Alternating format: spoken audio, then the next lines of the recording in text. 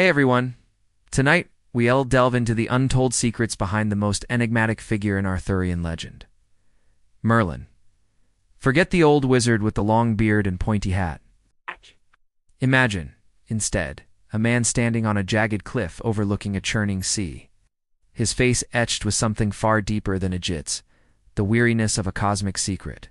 The staff he holds isn't just a walking stick, it's a cage. It's a prison for a sound. A single crystalline note of magic that, if unleashed, could unmake the very myths you hold so dear. You probably won't want to believe what you are about to hear, because the truth is more terrifying than any legend. So, before the tension gets too high, take a moment to like the episode and subscribe, but only if you genuinely enjoy what I do here. Tell us where you're listening from and what time it is for you.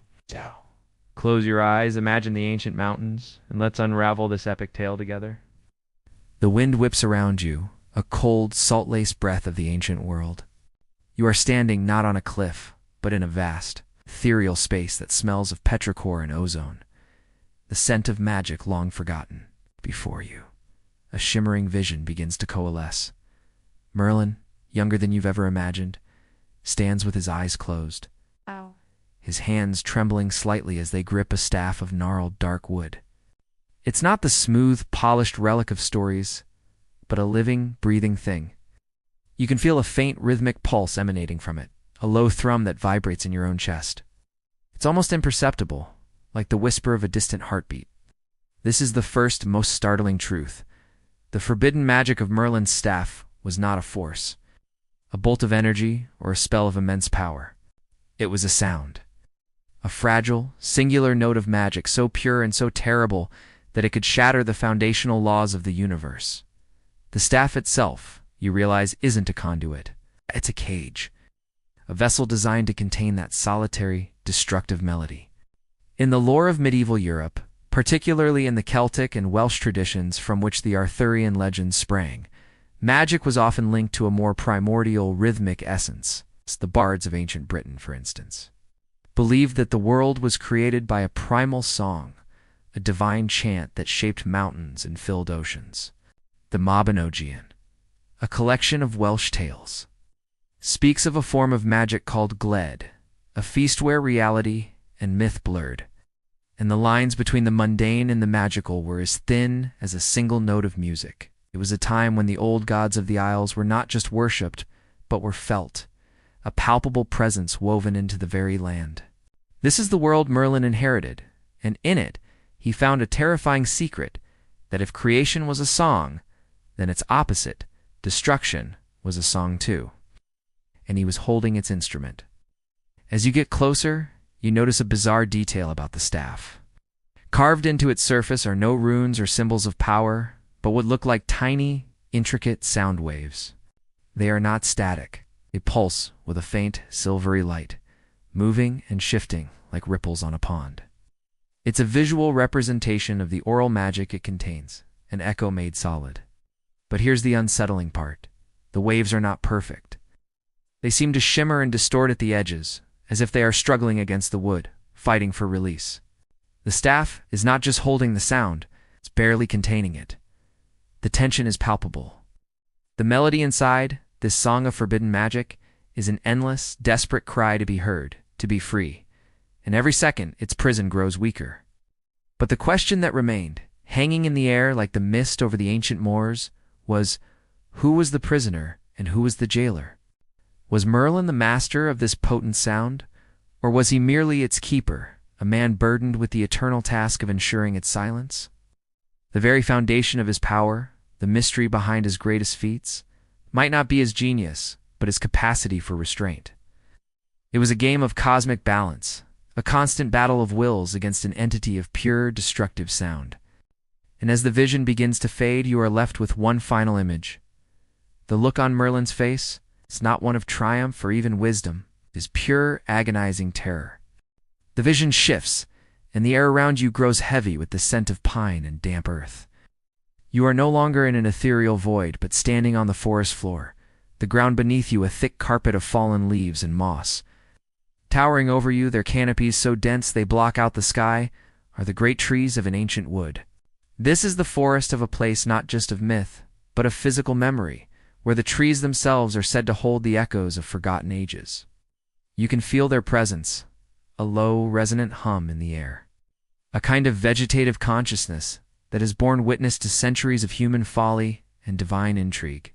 It is from this very forest that Merlin's staff was hewn, and its wood, you realize, is not just wood. It's the heartwood of the sacred ash, in Norse mythology. The great ash tree Yggdrasil is the central pillar of the cosmos, connecting the 9 worlds. Its roots delve into the heart of creation, while its branches reach for the heavens. It is the repository of all knowledge, all time, all life. The Celts had a similar reverence for the ash, believing it to be a tree of protection, of cosmic memory, and of spiritual journeys. They believed that by touching the bark of an ancient ash, you could feel the memories of the land itself. We're now touching the heartwood of such a tree, a fragment of something so fundamentally tied to the fabric of reality that it holds a terrifying truth. You feel it in your bones, a cold, sharp certainty that this wood remembers a time before gods, before mortals, before the very concept of a pantheon. It holds the echo of a primordial silence that preceded the first song of creation. The staff itself now appears closer, resting against the mossy trunk of a gnarled oak. Its surface is scarred, but not by age or weather. The marks are deliberate, as if someone tried to carve something into its very essence and failed. But what is most bizarre about this object is that a single, almost microscopic leaf, still green and vibrant, grows from a small fissure near its base. It's an ash leaf, impossibly alive, shimmering with a faint internal light. This tiny leaf is a testament to the tree's enduring life force, a stubborn spark of vitality that defies the dark magic contained within the staff. It's a paradox life holding death, creation containing uncreation. It is a symbol of the staff's constant, agonizing struggle against its own nature.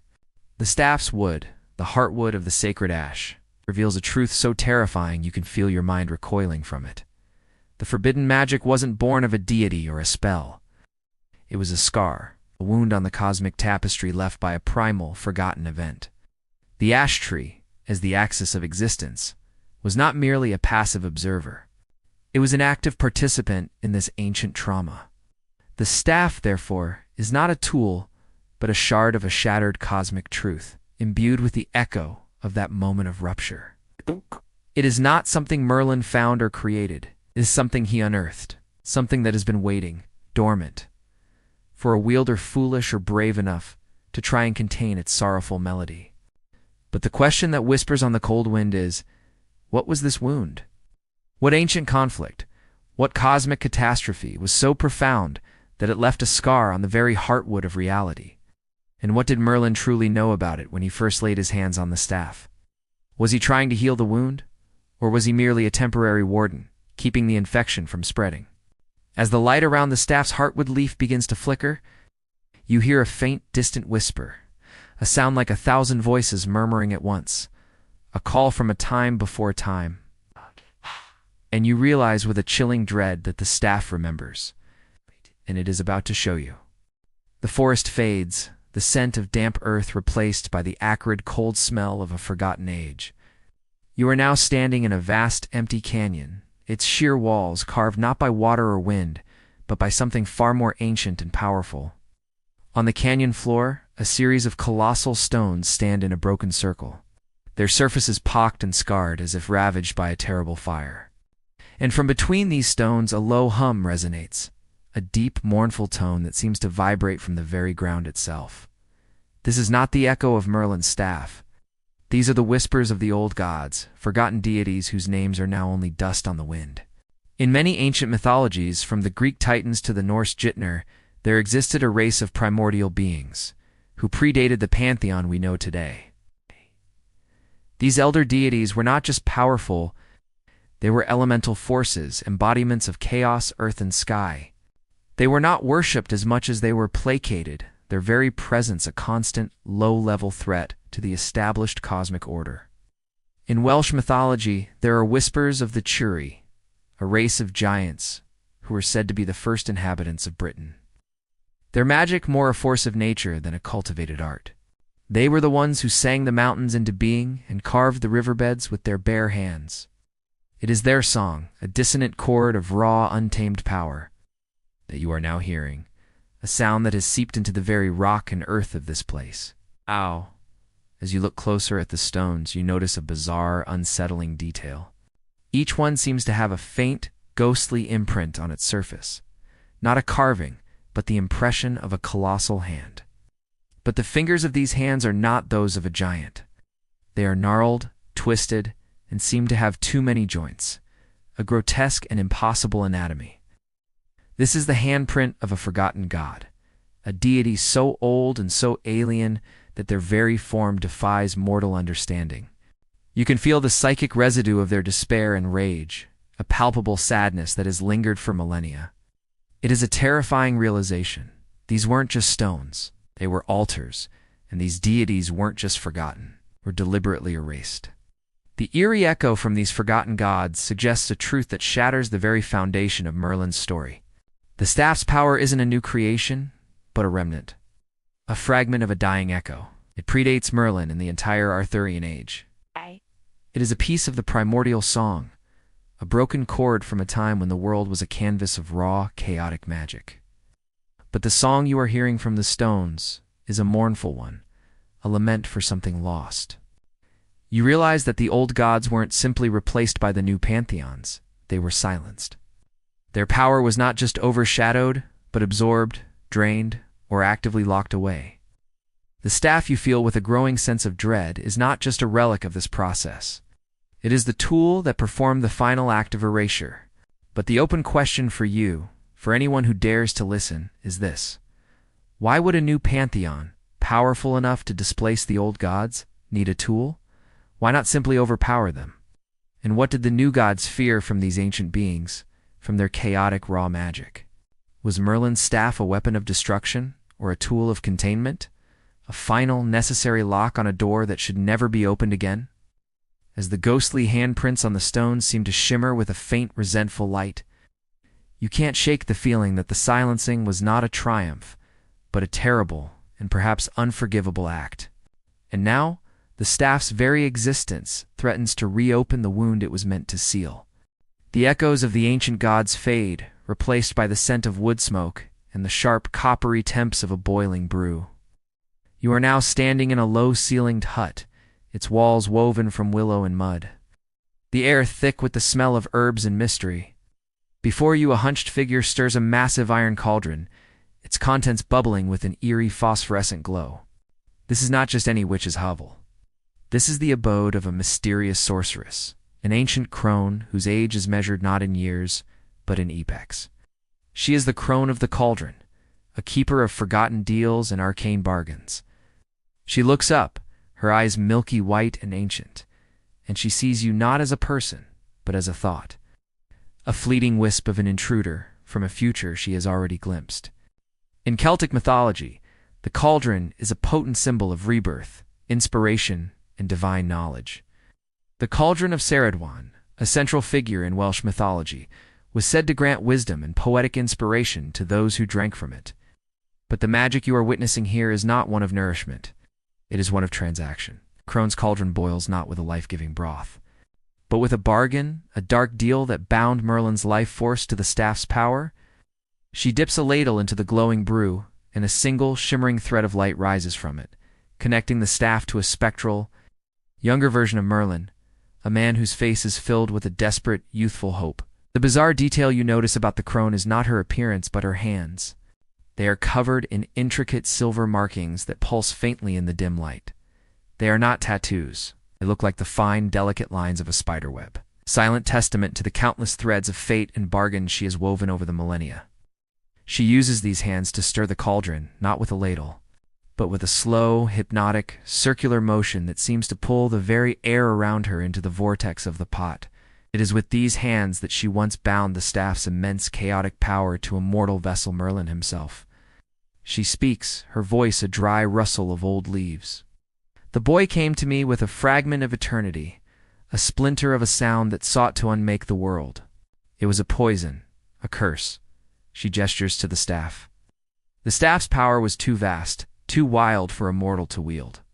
It would have consumed him in a moment, leaving nothing but an empty shell. The dark deal, she explains, was not about gaining power. It was about containing it. She wove a spell that created a symbiotic link between Merlin and the staff. The staff's magic would be filtered through his very being, its immense destructive potential tempered by the fragility of a human life. But there was a cost. It's a terrible, unforeseen price. The more he used the staff's power, the more his own life force would be entangled with it. He would not just be a wielder, he would become its battery, its cage. But the question that echoes in the cauldron's bubbling is this: did the crone truly save him, or did she condemn him to a different kind of eternal prison? By binding his life to the staff, she ensured that the power would never truly leave him. But it also meant he could never be free of its burden. He could never simply set the staff aside. Every great magical act, every prophecy, every piece of wisdom was not an act of Merlin's genius, but a slow, methodical draining of his own essence. He was a keeper, a warden, but also a prisoner, and the cost was his freedom, his life. His very being became the lock on the cage, and the key was lost forever. The cauldron's glow fades, and the scent of wood smoke is replaced by the cool, stale air of a forgotten throne room. You are standing on worn flagstones, the echoes of ancient court life, a faint whisper in the air. Sunlight filtered through a high, grimy window illuminates motes of dust dancing in a single golden beam. Before you, a spectral king sits on a stone throne, his face obscured by shadow. This is not just a scene from history, it's a memory, a subtle ripple in the past created by a single, accidental use of the staff's power. The forbidden magic did not cause a battlefield to explode or a castle to crumble. It did something far more insidious. It altered a pivotal historical event by changing not a deed, but a king's memory. A mainstream historical fact you might find in a dusty tome is the legend of King Vortigern. A 5th-century British king, Vortigern, is a figure of legend, often blamed for inviting the Anglo-Saxons into Britain. A decision that would forever change the island's fate. But what if that decision wasn't his? The staff, a silent and unpolished relic in this vision, rests against a column, its presence a low hum in the stagnant air. You see Merlin, a younger, more conflicted man, arguing with the king. He holds the staff, not as a tool of power, but as a crutch, and in a moment of frustration, his hand clenches too tightly and a faint silver sound escapes the wood. It's an almost imperceptible musical note, a sound that is both a vibration and a memory. The quirky detail of this moment is that the sound doesn't harm the king or the people around him.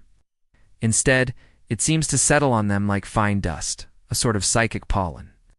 As the sound washes over the king, his face, previously filled with doubt and indecision, hardens into a look of resolute certainty.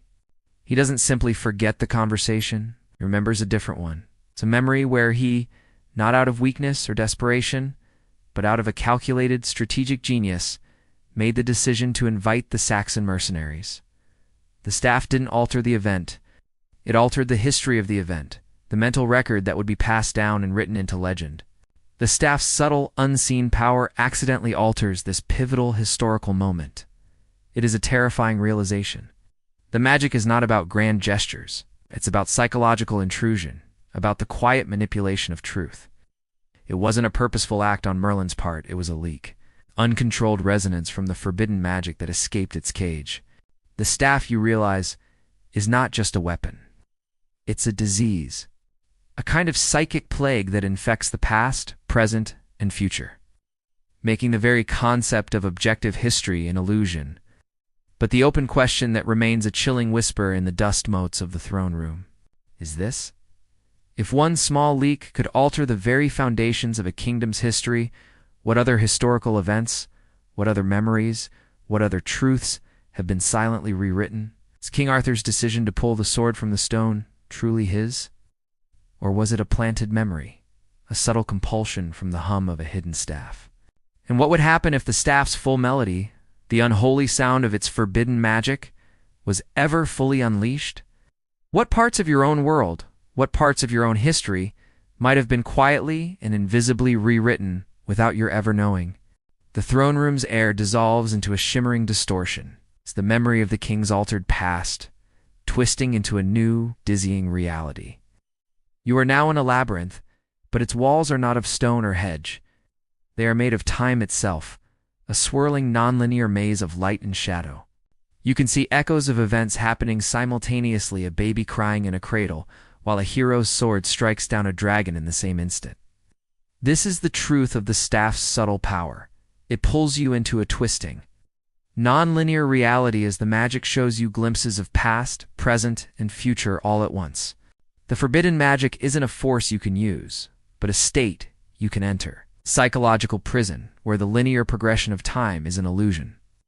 A fact often overlooked in Greek mythology, though central to their worldview, is the concept of the Fates, the Moirai.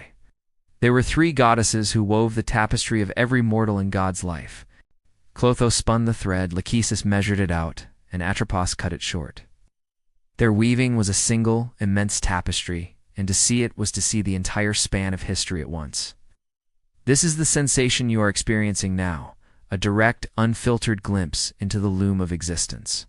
But the tapestry you see is not a beautiful, orderly one. It is frayed at the edges, its threads tangled and knotted. And in the center, a dark, pulsing knot of energy distorts everything around it, the staff and its forbidden song. The quirky detail of this temporal labyrinth is the sound. It's not the singular melody you've come to know. It's a cacophony of whispers.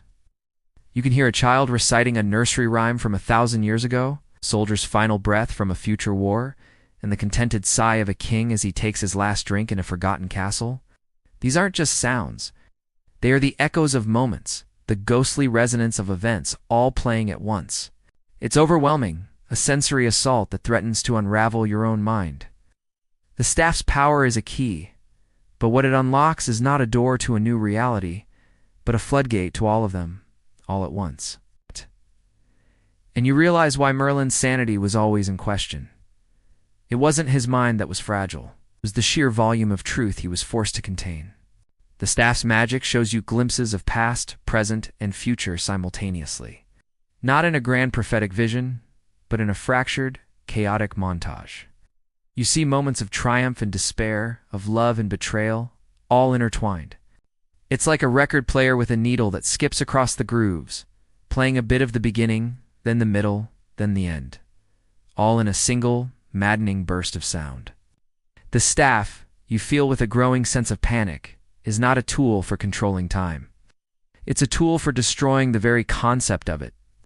Its song, its pure, unholy note of forbidden magic, is the sound of time breaking.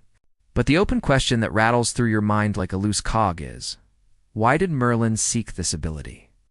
What crisis, what future threat was so dire that he was willing to risk his sanity and the very fabric of existence to glimpse the future and the past?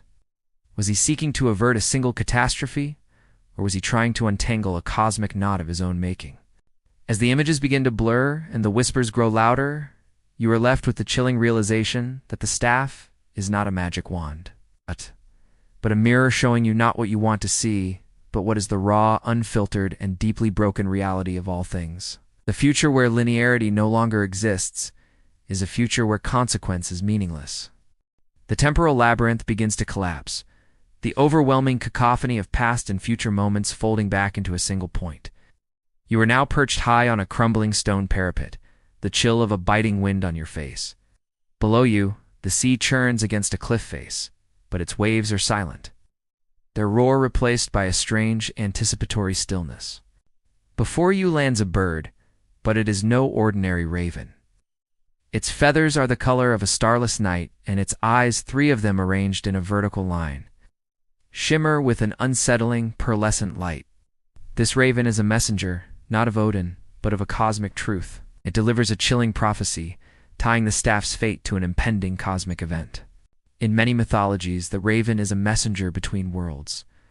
The Norse god, Odin, for instance, had 2 ravens, Hugin thought, and Munin memory, who flew all over the world and brought him information. They were not just animals.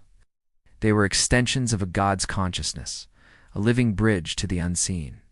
But this raven's third eye suggests a different origin, a deeper connection to a kind of sight that transcends linear time. It sees the past, present, and future not as a tangled mess, but as a single, devastating tapestry. And it has come to warn you. The quirky detail about this prophetic raven is not its third eye, but the sound it makes. It doesn't caw or screech. Instead, it emits a low, resonant hum, a sound that is both a vibration and a voice. And you realize it is speaking in the same ancient language of the old gods from Section 3. The prophecy it delivers is not in words, but in a series of fleeting visual impressions that flash through your mind with shocking clarity. You see a celestial alignment, a moment when the planets of this solar system form a perfect straight line.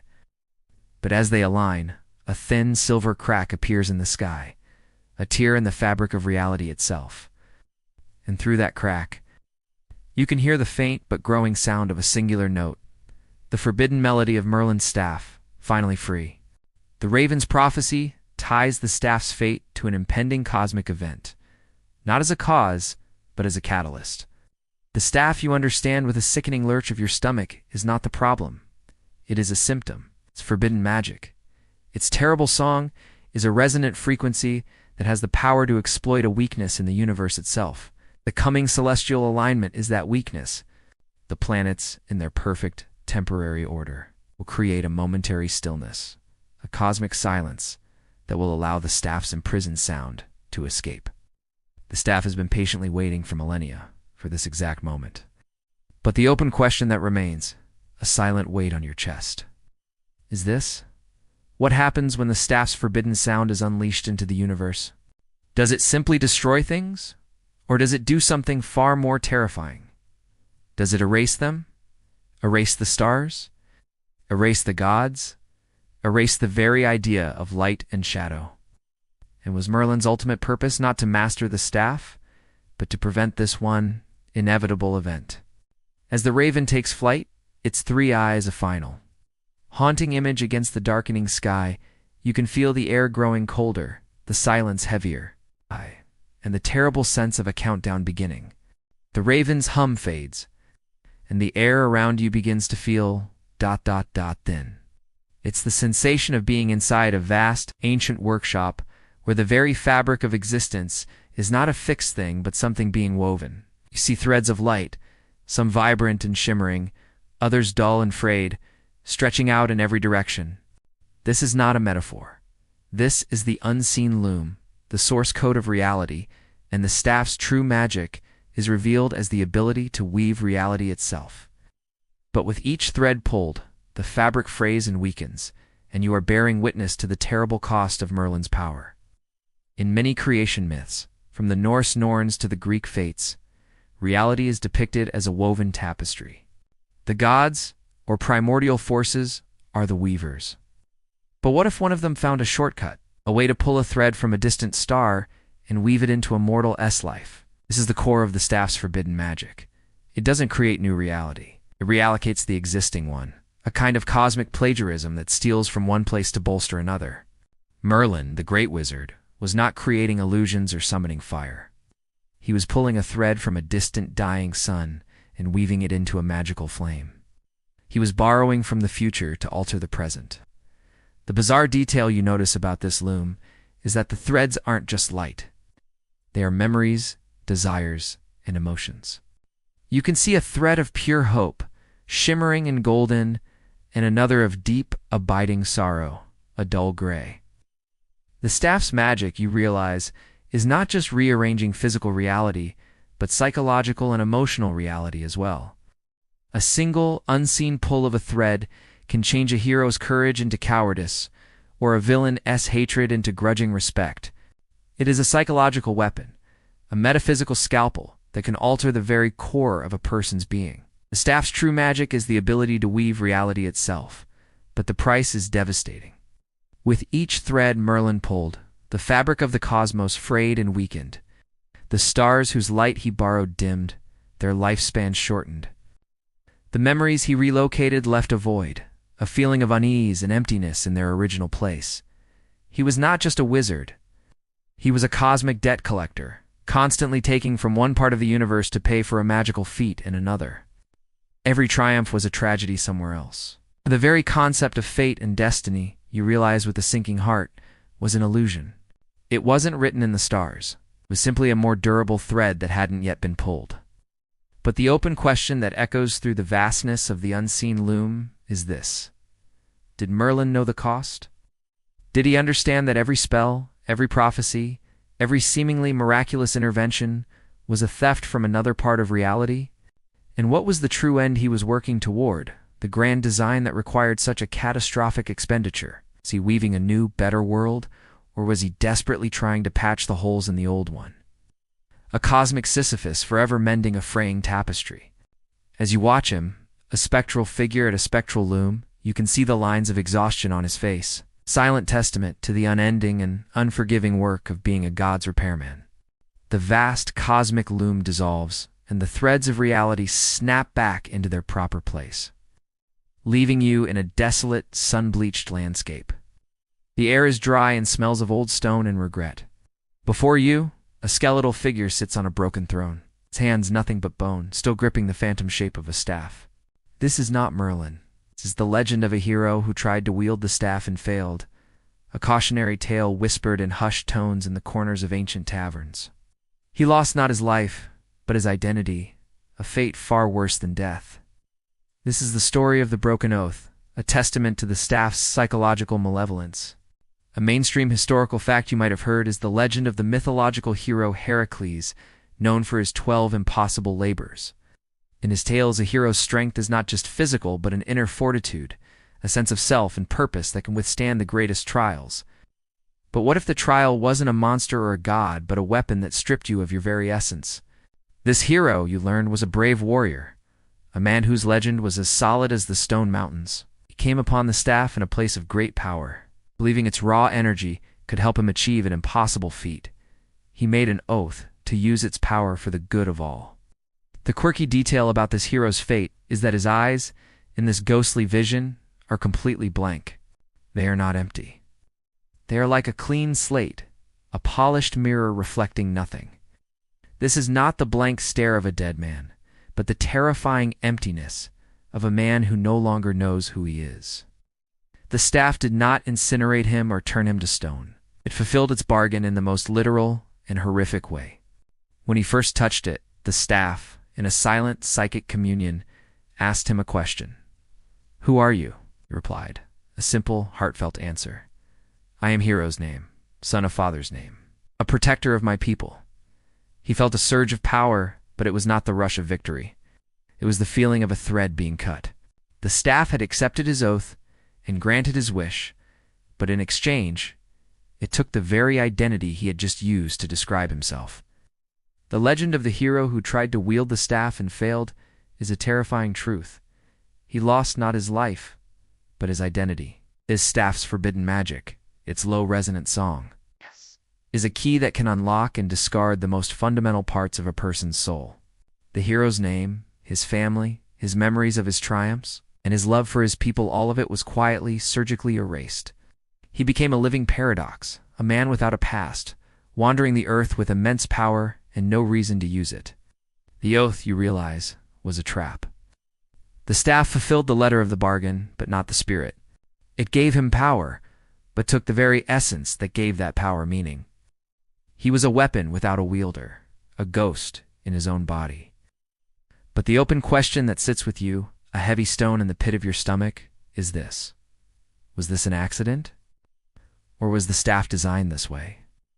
Was its forbidden magic not a force to destroy the world, but a tool to erase the one thing gods and mortals alike cherish most, the self? And if a hero's identity could be so easily unwoven, what does that say about the fragility of your own? As the skeletal figure fades, leaving you alone in the desolate landscape, you can't help but wonder if Merlin, in his years of wielding the staff, slowly, imperceptibly being erased, one memory at a time. The sun-bleached landscape dissolves, and the air around you grows heavy with the scent of ozone and something far older, something that smells of dust and decay. You are now in a vast subterranean cavern, its walls etched with the faint, fading images of gods long forgotten. Their faces are not triumphant or serene. They are gaunt, their eyes hollow, their hands held out as if begging for something that was taken from them. And in the center of this cavern, a low, guttural hum resonates the god eater's hunger. The staff's magic has a parasitic nature, drawing power not from the wielder, but from the forgotten essence of gods.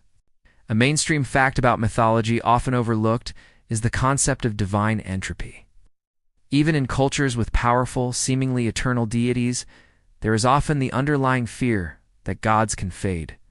The Norse gods faced Ragnarok, a final end. The Greek gods feared the Titans returning, and even the Egyptian gods needed constant rituals to maintain the cosmic order.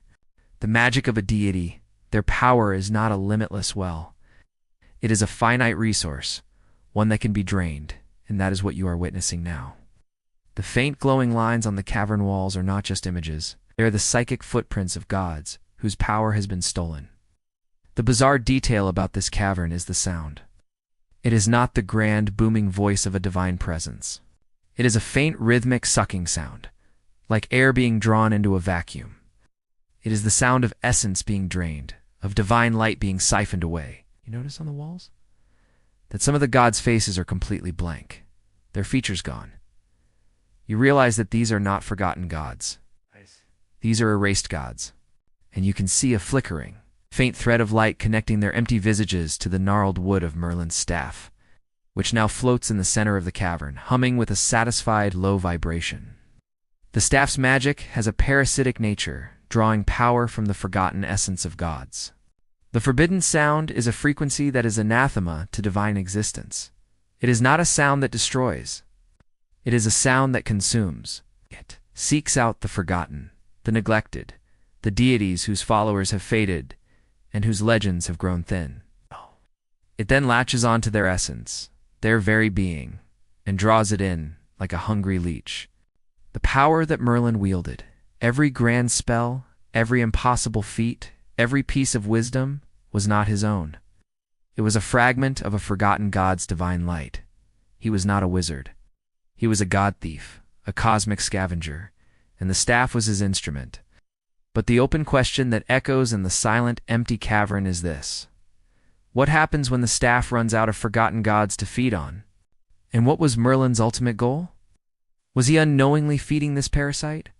Or was he its master, using its hunger to achieve some grand and terrifying purpose? And what if the staff's appetite is not just for the gods of old, but for all deities, new and old? What if its purpose is to create a world without divine intervention, a world where mortals are truly on their own?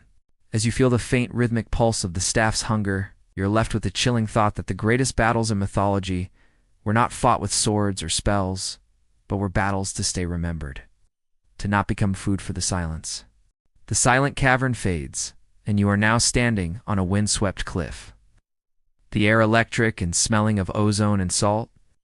Below you, the sea crashes against the rocks with a maddening rhythm. Figure stands before you, her body racked with tremors, her eyes wide with a terrifying kind of clairvoyance. She is a crazed oracle, a prophet who has seen too much and now speaks in riddles and screams. She looks at you, not with recognition, but with a vacant stare that sees through you to the core of some terrible truth. She begins to scream the story of the oracle's curse, a truth that reveals the staff's true purpose, not to save, but to harvest the remnants of a dying pantheon, and Merlin is the unwitting reaper.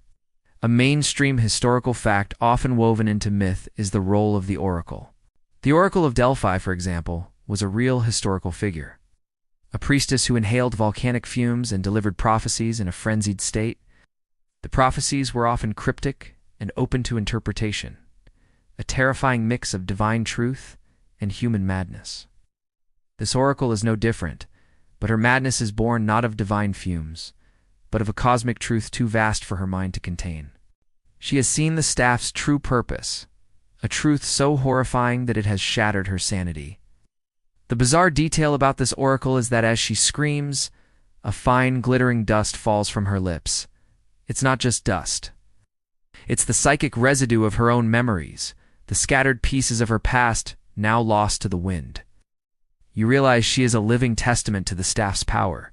She, in a moment of desperate clairvoyance, dared to look upon the staff's true nature and paid the price. Her memories, her sense of self, were unraveled and now spilled from her like sand from a broken hourglass. Doracle, with a voice that is both a whisper and a scream, reveals the staff's true purpose. "It is not a cage," she wails. "It is a scythe, a harvest of the gods." She explains that the staff's forbidden sound is a specific frequency that resonates with the divine essence of a deity. Ow. It doesn't just consume the power of forgotten gods. Oh. It actively seeks them out, like a divining rod seeking water. Merlin, she screams, was not a thief, was the unwitting reaper. He believed he was using the staff for good to save his world from one threat or another, but in doing so, he was unknowingly tuning the staff to a specific frequency, one that would find a god whose power was needed for that specific task. Each time he used the staff, he was like a farmer planting a seed, and the staff was the harvest, quietly reaping the essence of a god in the process. But the open question that tears through the roar of the wind is, what was Merlin reaping this essence for? If he was an unwitting reaper, then who or what was the master, the entity or force that was commanding the staff? Was there a higher power, a cosmic plan, that required the slow and steady demise of the old gods to make way for a new divine order? Or was the staff, the living fragment of the sacred ash, a sentient being with a plan of its own, using Merlin as a mere pawn in its long game of cosmic harvesting? As the oracle collapses into a silent weeping heap, you are left alone with the chilling thought that the gods of old did not die because they were forgotten. They died because they were eaten. The wailing of the oracle fades, and the air around you grows cold and smells of stale breath and polished stone. You are now in a vast, empty hall, its walls lined with mirrors. But these are no ordinary mirrors. They are not reflecting your image. They're reflecting a truth far more unsettling. The staff resting against a mirror in the center of the hall hums with a low, malevolent energy. Its forbidden magic now so palpable you can feel it in your bones.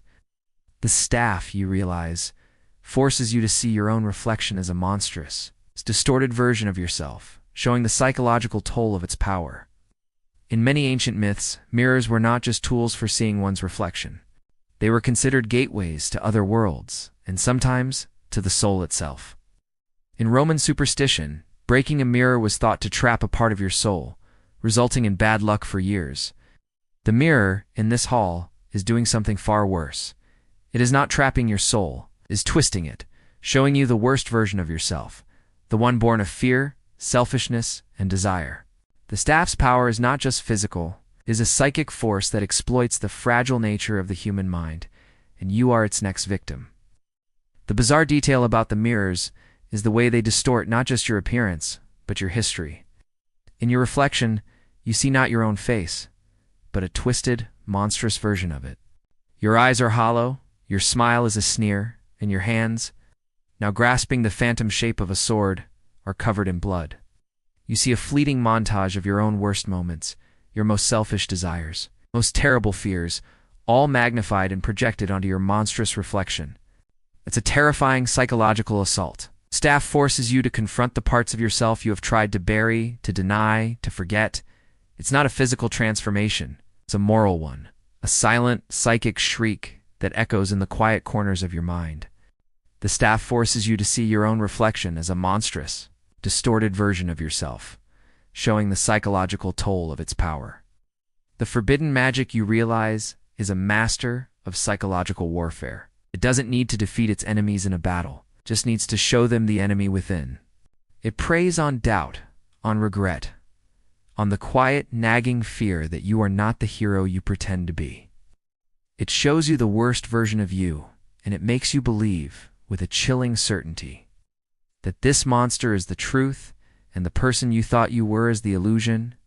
It's a subtle, insidious form of mind control that leaves the victim whole, but utterly broken, a shattered wreck of a person who has lost all faith in themselves. But the open question that rattles in your head as you stare into the mirror is, why would the staff do this? Is it a test, a brutal kind of initiation for those who dare to wield its power? Or is it a means to an end, a way of breaking down the psyche of its wielder, so that they are more easily controlled, more susceptible to the parasite's silent whispers? And if this is what it does to a would-be wielder, what has it done to Merlin? As the monstrous reflection in the mirror begins to mimic your every move, a silent, terrifying laugh on its lips.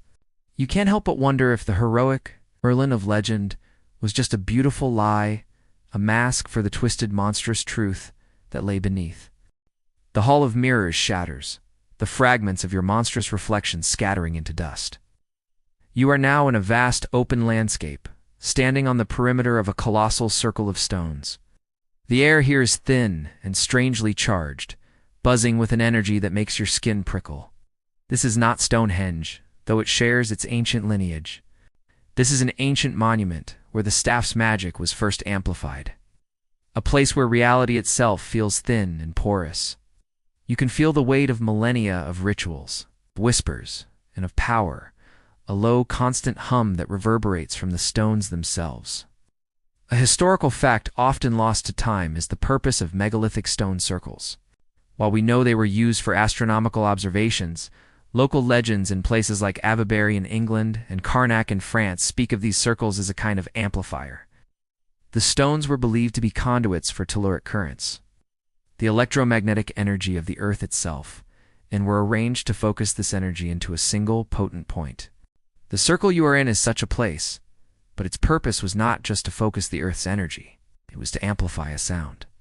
The bizarre detail about this stone circle is that the stones are not inert.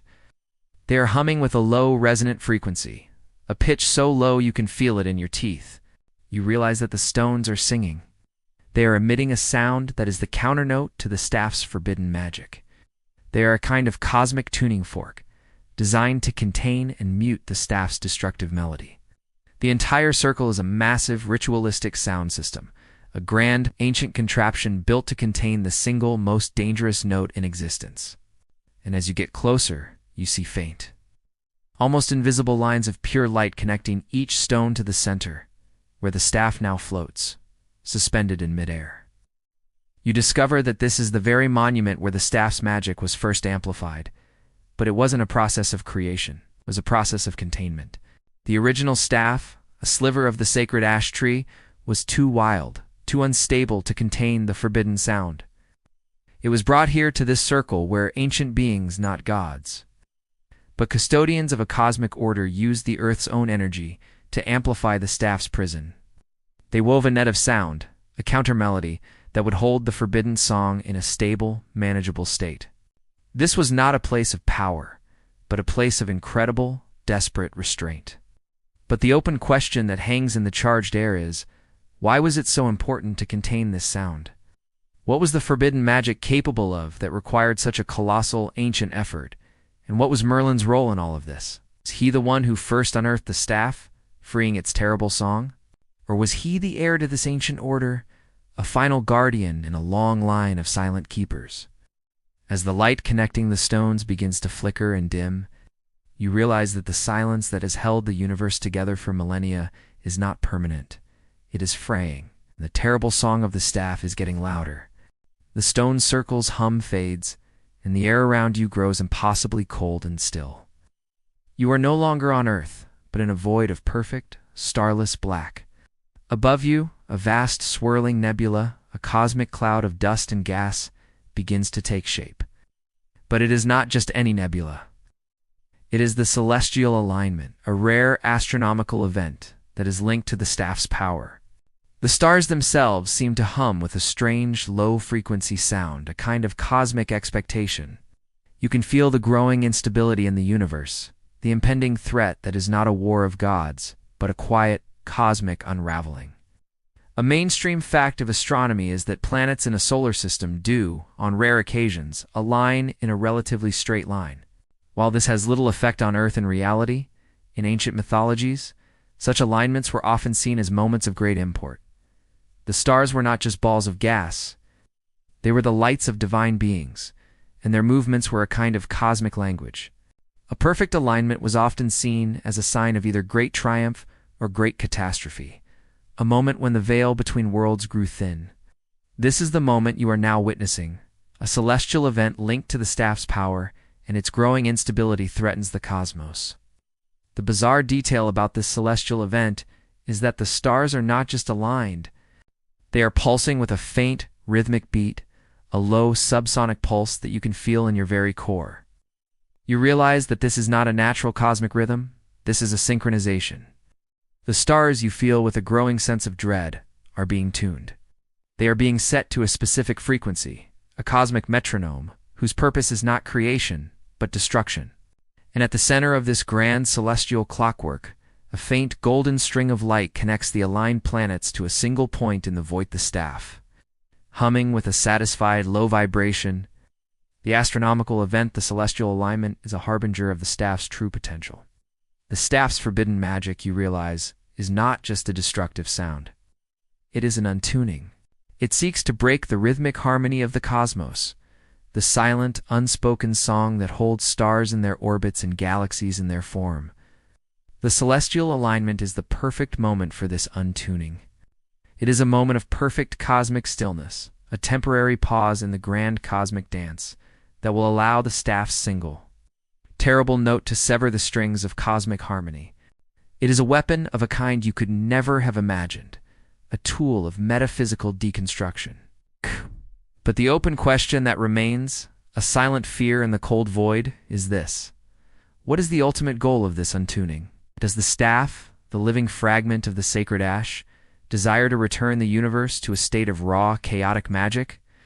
Or is it a weapon, designed by a forgotten, malevolent force to destroy not just the gods, but the very concept of a universe, of order, of existence itself? And what was Merlin's ultimate purpose in all of this? Was he trying to stop this cosmic event? Or was he a willing participant, believing that the end of this universe would make way for a better, more perfect one?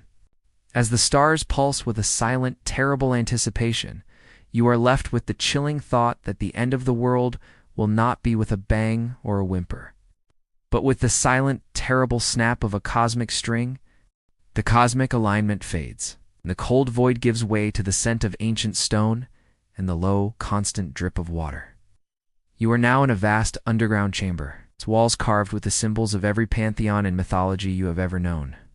In the center, a single, solitary being sits in silent meditation, its form a strange, androgynous mix of human and elemental. It is not human, not a god, but something far older. This is the last guardian, a solitary ancient being whose purpose has been to contain the staff's corruption for millennia. It is a living, breathing library of forgotten lore, sentient witness to the rise and fall of countless gods and civilizations. In many myths, there are figures who predate the gods we know, the primordials in Greek myth, or the Jitner in Norse legend. They are often seen as older, more elemental forces, a kind of cosmic bedrock on which the later pantheons are built. This being is a witness to that age, living fossil of a time when the universe was younger and its laws were still being written. The guardian's duty is not to protect a kingdom or a hero, but to maintain a cosmic balance, to ensure that the silent, terrible song of the staff never finds its harmony. The bizarre detail about the last guardian is its physical form. Its skin seems to be made of shifting, petrified moss, and its eyes are not eyes at all, but two small, polished stones that seem to hold the memory of countless stars. And from its mouth, a constant low-frequency sound emits a kind of counter-hum that seems to push back against the staff's malevolent melody. It is a living, walking sound dampener, a biological instrument designed to contain the one sound that could unmake existence. The guardian explains its millennia-long duty to contain the staff's corruption. Its voice is not a voice, but a feeling, a thought placed directly into your mind. It tells you that the staff is not just a weapon. It is a key, and what it can unlock is the raw, untamed magic that existed before the universe was tamed by order and law. The forbidden magic, the terrible song, is a call to chaos, a siren song to the primordial forces that were locked away at the dawn of time. The Guardian's job has been to find and contain all the fragments of this song, to ensure that the key is never whole and the door to chaos remains sealed. But the open question that rattles in your mind is, what happened? The Guardian is here, so its mission is not complete. And Merlin, a mortal man, somehow came into possession of the one thing this ancient being has been trying to contain for millennia. What chain of events, what cosmic mistake allowed the staff to fall into the hands of a human? And was Merlin's fate a tragic coincidence? Or was it a carefully orchestrated play? A final, desperate attempt by a malevolent force to finally break the seal on the door to chaos. As the Guardian's stone eyes seem to look through you to some terrible future, you are left with the chilling thought that the staff's journey has been no accident, but a slow, methodical march toward a predetermined destination. The last Guardian's chamber fades, and you are now in a bustling, torchlit war room. The air is thick with the scent of old parchment, wax, and the quiet tension of an impending conflict. Before you, a spectral King Arthur sits at a round table, his face a mask of resolute focus. The staff is not in this vision. It is a chilling fact you now realize. The staff has been subtly influencing Arthur's decisions. Not for good, but for the staff's own inscrutable purpose. The forbidden magic, you understand, doesn't need to be present to work. It works from a distance, like a phantom limb, and its true power is far more subtle and terrifying than any sword or spell. A mainstream historical fact often debated by scholars is the existence of King Arthur himself. While his legend is powerful, historical evidence for a single, unified king is sparse. Many believe he was a composite figure, a symbol of a time of unification and hope. But what if that unification was not a matter of human will, but of subtle, magical manipulation? The staff, you realize, was an editor of human history, a ghost in the machine of a king's mind. It didn't fight battles. It won them before they were ever fought, by subtly altering the commander's will. The bizarre detail about this war room is that the maps laid out on the table are not static. The lines and symbols representing armies and territories shift and change subtly, a kind of ethereal fog that moves and reconfigures itself in response to the king's thoughts. You can see Arthur's hand hover over a territory, and in that moment, the lines on the map ripple. This is not just a map. It is a living document, a psychic extension of the staff's will. It is subtly guiding Arthur's hand, nudging him toward specific alliances and strategies. Not for the good of his kingdom, but for the fulfillment of the staff's own long, patient plan. A chilling fact is revealed. The staff has been subtly influencing Arthur's decisions. Merlin, in his role as advisor, was not just a mouthpiece for the staff's will. He was its unwitting medium. Every wise counsel, every seemingly prescient warning, every grand strategy was not a product of his genius. It was a fragment of the forbidden magic, a quiet whisper that bypassed Arthur's conscious thought and settled in his heart as his own intuition. The staff didn't want to destroy Arthur's kingdom. It wanted to control it, to turn it into a tool for its own inscrutable purpose. Why? Because a unified, powerful kingdom is the perfect vessel for a grand cosmic event. It's a stage, and the staff is the director, preparing the actors for a final, terrible performance. But the open question that rattles in your head, a silent, terrible bell, is this. What does the staff want with a unified kingdom? Does it need an army to protect a sacred place? Or does it need a unified populace to witness some final, cataclysmic event?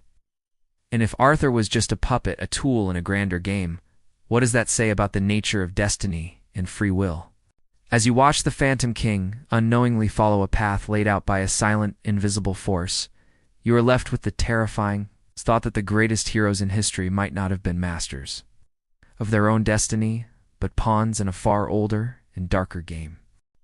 The war room dissolves, and the air around you is replaced by a palpable, humming silence. It is not the absence of sound, but an intentional, resonant void. You are standing in a vast, empty library, its shelves reaching to a ceiling lost in shadow. But the shelves are not filled with books. They are filled with silence, and from them, a low, constant hum resonates. This is the truth of the staff's most devastating power. The forbidden magic is a specific frequency of silence that erases concepts, memories, and even gods. It is not a sound that destroys, it is a sound that uncreates. A local legend often whispered in the hushed corners of ancient British libraries is the tale of the Lifford or Black Book.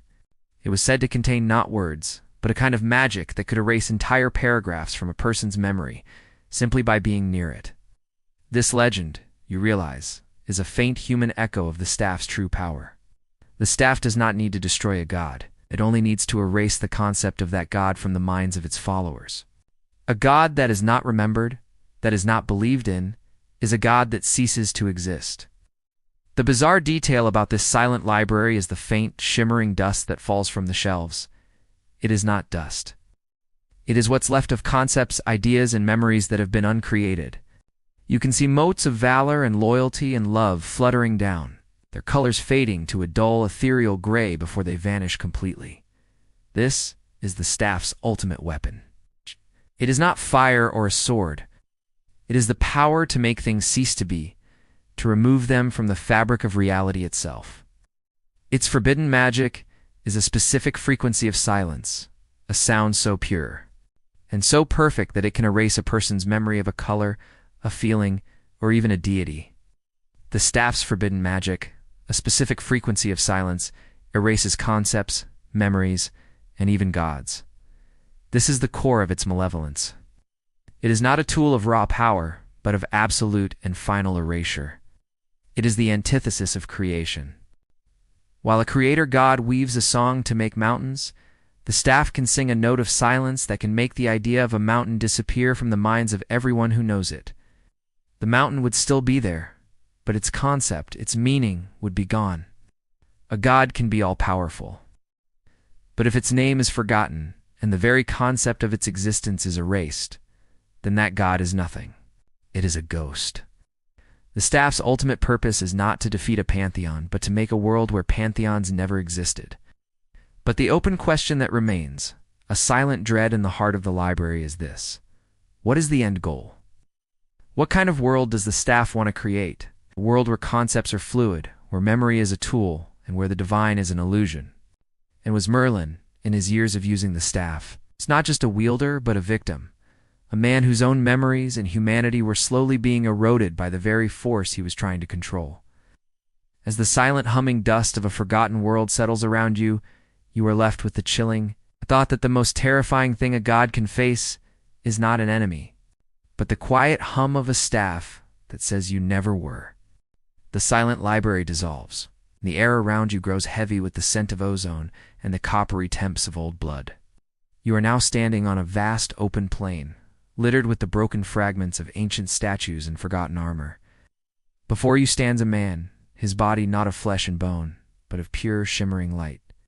This is not a god or an angel.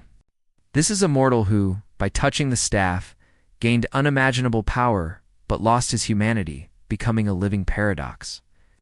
He is a testament to the fact that not all gifts from the divine are blessings, and some forms of power are a curse in disguise.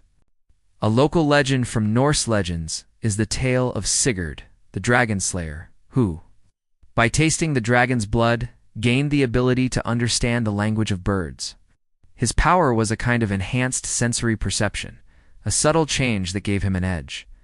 But this mortal's transformation is far more extreme. He is not just enhanced, he is completely transmuted. He is power itself, a being of pure, unbridled energy. But you can feel, with a chilling certainty, that there is nothing human left within him. The bizarre detail about this man is the sound he makes. He does not speak. He hums. It is the same low, resonant frequency of the staff's forbidden magic, a continuous, unwavering note that seems to vibrate from his very core. You realize with a horrifying jolt that he is not just a wielder of the staff's power, he is the staff's vessel. He is what happens when the forbidden magic is not contained, but is fully absorbed into a mortal body. He has become a living battery for the staff's destructive song. A man who gave up his humanity to become the ultimate conduit. A tale of a mortal who, by touching the staff, gained unimaginable power, but lost his humanity. The staff, you understand, is a great deceiver. It doesn't offer a person power. It offers them a bargain. It asks them to give up the fragile, messy parts of themselves, their doubts, their fears, their emotions in exchange for a kind of cold, logical omnipotence. The man before you is a ghost, a living paradox of immense power and absolute emptiness. He can reshape reality with a thought, but he no longer has a thought of his own. His mind is a blank slate, his consciousness a single, unwavering note, a fragment of the staff's terrible song. He is a perfectly polished weapon without a mind to guide it, a living testament to the fact that power without humanity is not a blessing, but a terrifying and lonely prison. But the open question that rattles in the air, a cold, sharp blade, is this: what was Merlin's fate? Did he, in his final moments, become like this man, a living ghost of a forgotten legend? Or was he able to transcend this fate, to find a way to wield the power without being consumed by it? And what was the true cost of the staff's magic? Was it the destruction of a kingdom, or the slow, quiet, and painful erosion of the human soul? As the shimmering man of light begins to fade, leaving only the memory of his terrible, resonant hum, you are left with the chilling thought that the greatest battles are not won or lost on a battlefield, but in the quiet inner sanctum of the heart. The shining man of light fades, and the air around you grows heavy with the scent of salt water and the cold, metallic smell of scales. You are now standing on a vast, windswept shoreline, the waves crashing against a cliff face with a low, rhythmic moan. The sea is not just water, it is a living thing, and a colossal, serpentine shadow passes beneath its surface, its scales glittering with a faint internal light. The staff, you realize, is not just a tool or a weapon. It is shown to be a part of a larger, cosmic serpent-to-Norse myth that wraps around all of existence. It is not just a fragment of a tree, but a shard of a living, breathing god. In Norse legends, the great serpent Jarmungandr, the Midgard serpent, is a being so vast it encircles the entire world, its tail held in its mouth, a symbol of a cosmic circle. It is a creature of immense power, a physical embodiment of the cosmic cycle of life and death. And its presence is both a protective barrier and a ticking clock. For when its tail is released, Ragnarok begins. The staff, you feel with a growing sense of dread, is not just a relic of this world. It is a fragment of the serpent itself, a piece of a cosmic, divine being. The bizarre detail about this serpent is the sound it makes. It is not a hiss or a roar. It is a constant, low thrum, a sound that is both a heartbeat and a rhythm. And it is the same rhythmic hum you felt from the staff in Section 1. You realize that the staff is forbidden magic. Its terrible song is a fragment of this cosmic god's consciousness. It is a whisper of a being whose mind is so vast it encompasses an entire world. The staff is not a tool. It is a fragment of a god's thought, a piece of its consciousness, and it is still singing the same song it always has. The staff is shown to be a part of a larger cosmic serpent. The forbidden magic is not just a power you can use. It is a part of a divine being that is not a deity to be worshipped, but a force to be reckoned with. The staff's purpose, therefore, is not Merlin's. It is the serpent's. And its ultimate goal is not to destroy the world, but to awaken the rest of its body, to uncoil its tail, and begin the final, inevitable cycle of destruction and rebirth. Merlin, you realize, was not just a wielder. He was a caretaker, a man burdened with the eternal task of keeping a sleeping god from waking. Every act of magic was a dangerous whisper, a subtle flirtation with a force that could unmake the world with a single breath. But the open question that rattles in the air, a cold and sharp fear, is this: why did the serpent shed this fragment of itself? Was it an accident, a piece of its consciousness that was lost in some ancient battle? Or was it a deliberate act, a kind of cosmic failsafe, a weapon that could be used to hasten the end of days? And what did the serpent want with a mortal man to be its keeper? As the immense shadow passes beneath the waves, you are left with the chilling thought that the greatest heroes in history were not saving the world from dragons and monsters, but were unknowingly tending to the sleeping body of a god whose purpose was to destroy them all. The scent of salt and the presence of the cosmic serpent fade, replaced by the acrid, burning smell of a world on the brink of collapse. We're now standing on a desolate battlefield, not of men, but of gods. The sky is a canvas of shattered light, and the ground is littered with the broken fragments of divine armor and the husks of fallen heroes. This is not just a scene from a myth. This is the echo of Ragnarok, the final battle of the Norse gods, and the staff's magic is a fragmented echo of its final moments, a weapon left behind by a forgotten deity to prevent its recurrence. A mainstream fact of Norse legend is the finality of Ragnarok. Unlike other myths where the world ends and is reborn, Ragnarok is the end of the world and its gods. It is the final battle, a cataclysm that consumes all. But what if it wasn't the end? What if something survived? What if a forgotten deity, in a final, desperate act, left a weapon behind, not to win the battle, but to ensure that it could never happen again. That is the terrible truth you are witnessing. The staff is not a product of this world. It is an artifact of its ending. The bizarre detail about this battlefield is the sound. It is not the roar of battle or the clash of steel. It is a single, continuous, low hum, a sound that is both a vibration and a memory. You realize with a horrifying jolt that this is the forbidden magic of the staff, a sound that is a condensed, distilled echo of Ragnarok's final moments. It is the sound of a universe collapsing, of a pantheon dying, of all hope fading into a single, terrible note. This is not a sound that destroys.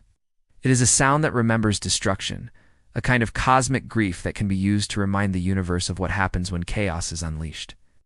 The magic is a fragmented echo of Ragnarok's final moments, a weapon left behind by a forgotten deity. This deity, you learn, was not a god of war or of wisdom, but a god of consequence. They foresaw Ragnarok and knew it was inevitable. But they also knew that if the universe were to have a chance at surviving in the future, it needed a lesson. They condensed the final moments of Ragnarok, the terrible sound of its ending, into a single, resonating note and encased it in the staff. Its purpose was not to be used, but to be held. It was a kind of cosmic never again, a terrible memory made tangible, a weapon that could, if unleashed, remind the universe of its own fragility and thus prevent another cataclysm. But the open question that rattles in the wind, a cold, sharp dread, is this: why did Merlin have it? Is he an unwitting heir to a forgotten god's will? Or did he, in his arrogance, believe he could use this terrifying final memory to prevent a future conflict? And what happens when a mortal man, with his fragile emotions and desires, tries to wield a weapon designed to end a universe?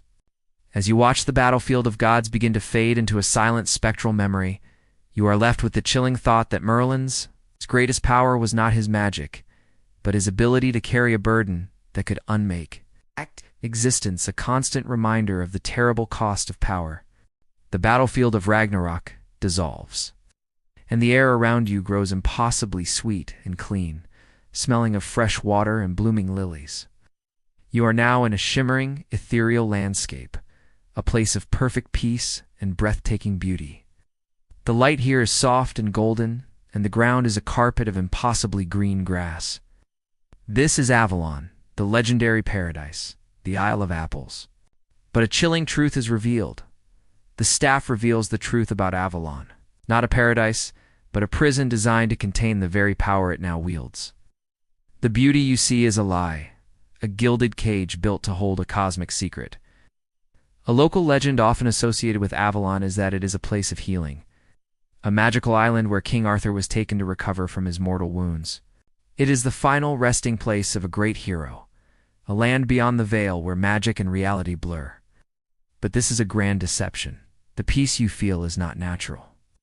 It is a kind of psychic dampener, a quiet hum that soothes the mind and the soul. It is a magic of suppression, a grand illusion built not to heal a king, but to contain a cosmic force far older and more powerful than any mortal. The bizarre detail about Avalon is the trees. They are not just green and vibrant, they are singing. But their song is not one of joy or life. It is the same low, resonant frequency of the stone circles, a continuous, unwavering counternote to the staff's forbidden magic. The entire island is a living, breathing sound dampener, a natural prison designed to contain a single, destructive note. The trees are the bars of the cage, their roots the chains that hold a terrible secret in its heart. The legendary paradise is not a reward for the righteous, but a final, desperate act of containment for something that could unmake the universe. The staff reveals the truth about Avalon, not a paradise, but a prison designed to contain the very power it now wields. The forbidden magic, you realize, is not just a sound. It is the very essence of chaos, a formless, destructive force that existed before the gods made order. The sacred ash tree from which the staff was hewn was not just a tree. It was a cosmic lock, and Avalon was the vault. The island's magic, its perfect peace and serene beauty, was a kind of spiritual anesthesia, a constant hum designed to keep the chaos in a dormant, manageable state. Merlin, you realize, was not just a wielder of the staff.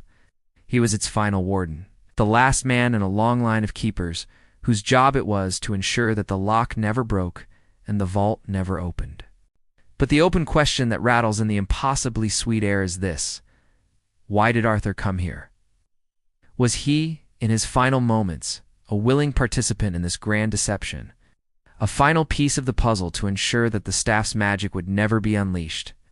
Or was he a victim, a great hero taken to a place of false peace to serve a purpose he could never have understood? And what was Merlin's ultimate fate? Did he die, or did he, in his last moments, become a part of the prison itself? A new warden for a new age, a silent, unseen guardian of a terrible secret?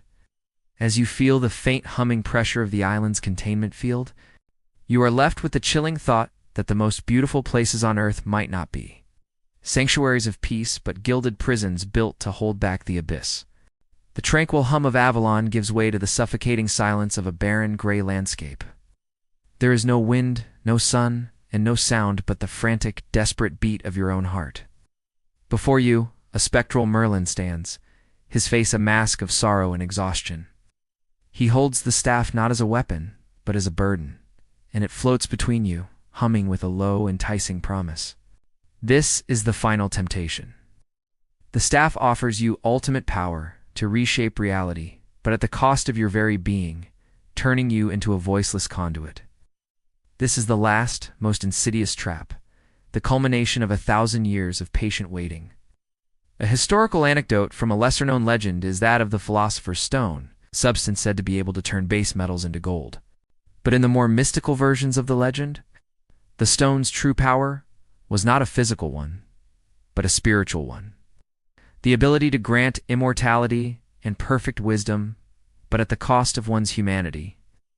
It was the ultimate bargain, a trade of the messy, unpredictable nature of life for the cold, unfeeling perfection of an object. The staff's temptation is far more potent and far more terrifying. The bizarre detail about this temptation is the silence. The staff doesn't speak with words. It fills your mind with images, with feelings, with memories you have always wanted to create. You see a vision of a world without war, a world without sorrow, a world where every person is kind and every moment is filled with joy. You see yourself not as a wielder of the staff, but as a silent, benevolent God, shaping the world with a single, loving thought. This is the staff's final lie. It doesn't offer you power to destroy, it offers you power to create. It is a temptation so pure and so beautiful that it bypasses all logic and goes straight for the core of your deepest desires. The staff offers you ultimate power to reshape reality, but at the cost of your very being. You want to heal. A silent thought echoes in your mind, and I can help you. Give me your voice. Give me your being. Become me, and you will have the power to fix all that is broken. The staff wants you to become a conduit, a vessel, to give up your unique human consciousness and become an extension of its own.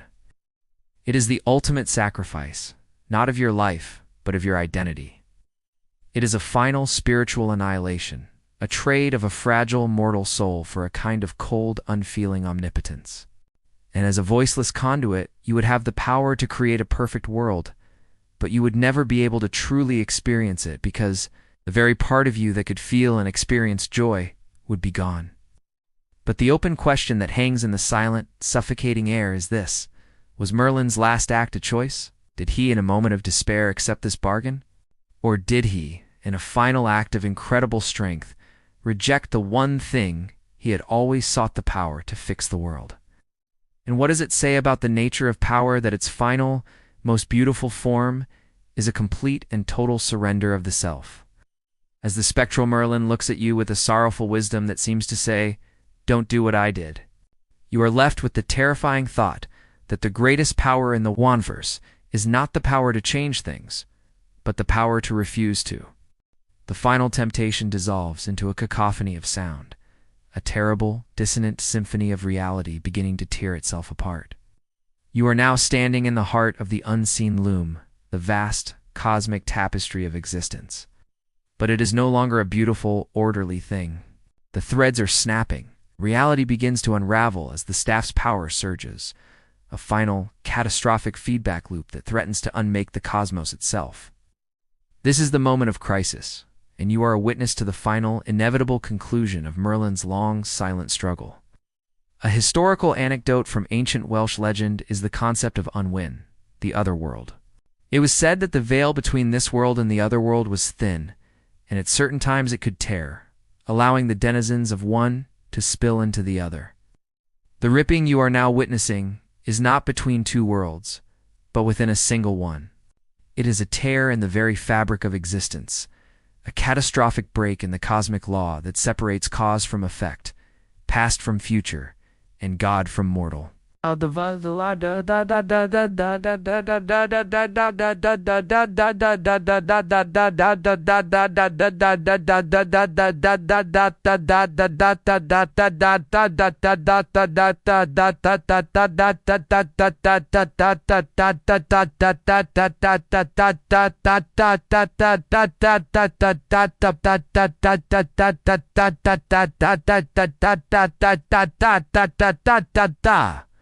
Insistai is unwampadred. It is not a single, terrible note. It is 1,000 notes at once, a dissonant symphony of things that should not be.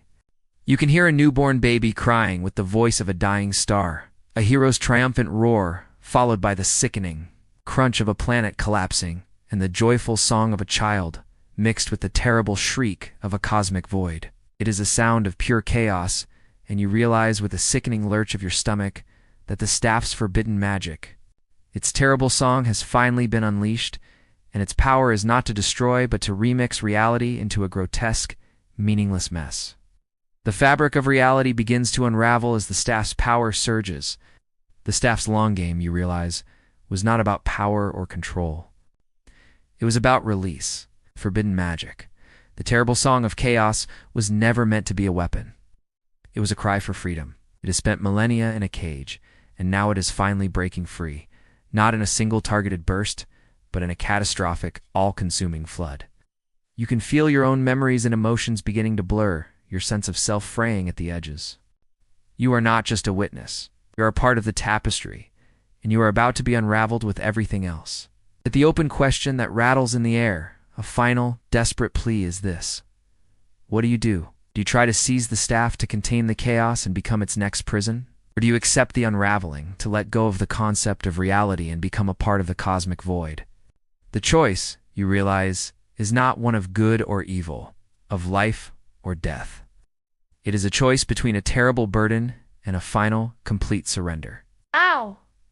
And in this moment of crisis, you realize that Merlin's ultimate choice was not about saving the world, but about deciding how it would end. The unraveling loom of reality fades into a single, terrifying vision. You are no longer in a physical space, but in a cosmic truth, a final, chilling glimpse into a future that might yet come to pass. Before you, a vast, empty throne stands on a platform of pure light, suspended in a silent, starless void. This is not just a throne, it is the throne of creation, and it is empty. The staff's power, you now understand, shows you a glimpse of the future, a world where the gods are gone, their myths forgotten, and the throne of creation is empty. Ow. This is the ultimate victory of the staff's forbidden magic. A historical fact often used in world building for mythology is the idea of a central, governing deity, a king of the gods like Zeus or Odin who presides over a pantheon. The throne you are seeing now is the cosmic equivalent of that seat of power. It is the place where the final authority of the universe resides, the locus of all divine will. But it is empty. The staff, you realize, has not just defeated the gods, it has consumed them, has erased them from the very concept of existence. The bizarre detail about this empty throne is the sound it emits. It is not silent. It is a soft, rhythmic clicking, like a cosmic clock that has just run out of time. You realize that this is the final hum of the staff's forbidden magic, a sound of perfect, final victory. It is the sound of an empty stage, a quiet, final period at the end of a grand, cosmic sentence. The gods are not dead, they are uncreated. Their stories are not just forgotten, they were never written.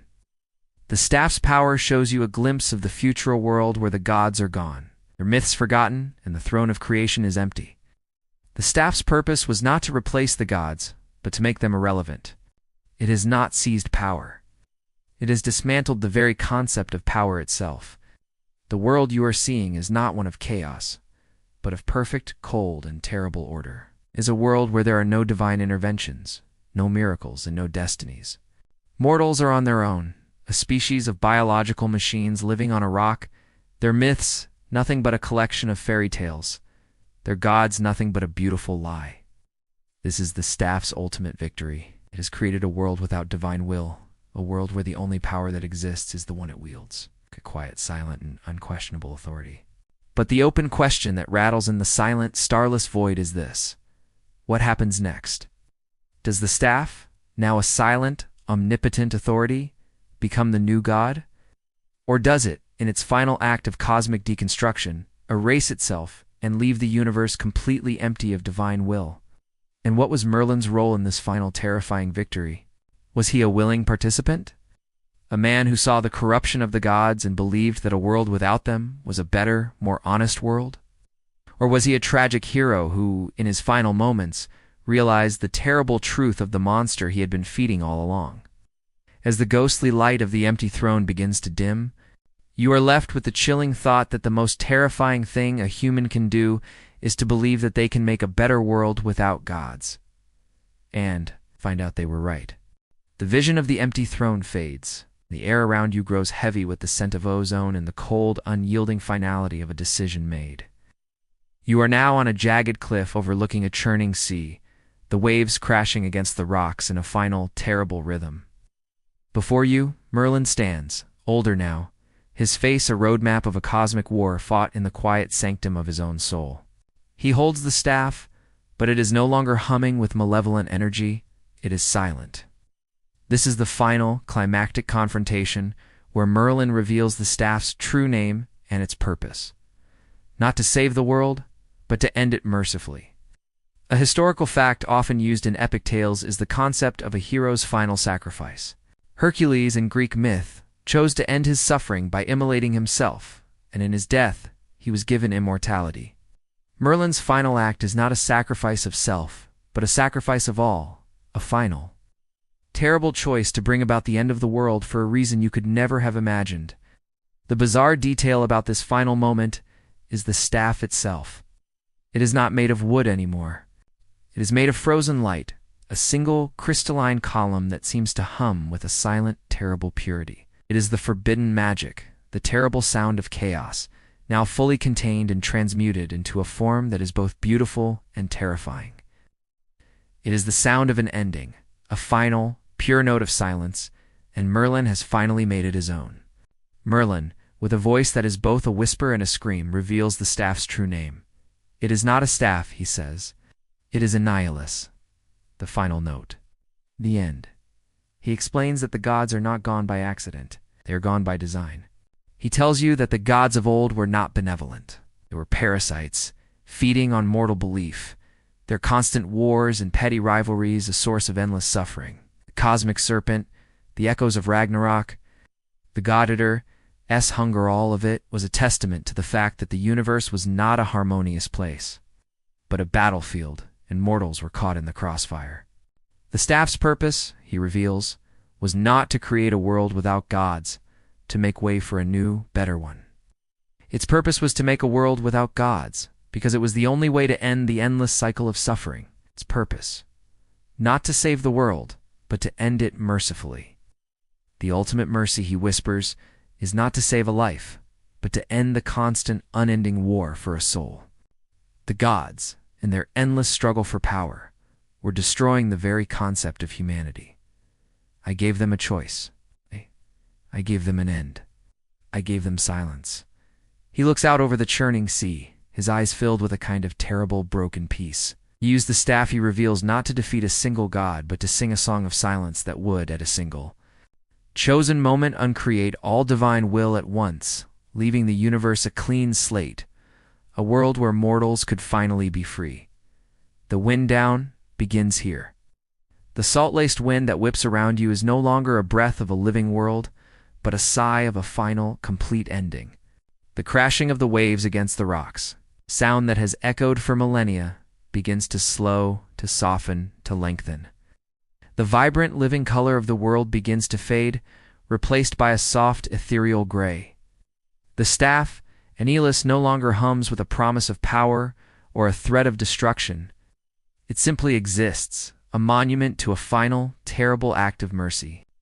You are standing at the end of a story, not of a hero's triumph or a villain's defeat, but of a man who chose to end a universe to save it from itself. The weight of his decision is not a thunderous declaration, but a quiet, all-encompassing stillness. The gods are gone. Their myths are unwritten. And a fragile, terrifyingly free world waits, in a silence that will last for all eternity. It is the peace he sought. A peace that you, the listener, can finally share. Now, close your eyes and listen to the silent hum of a world that is finally at rest.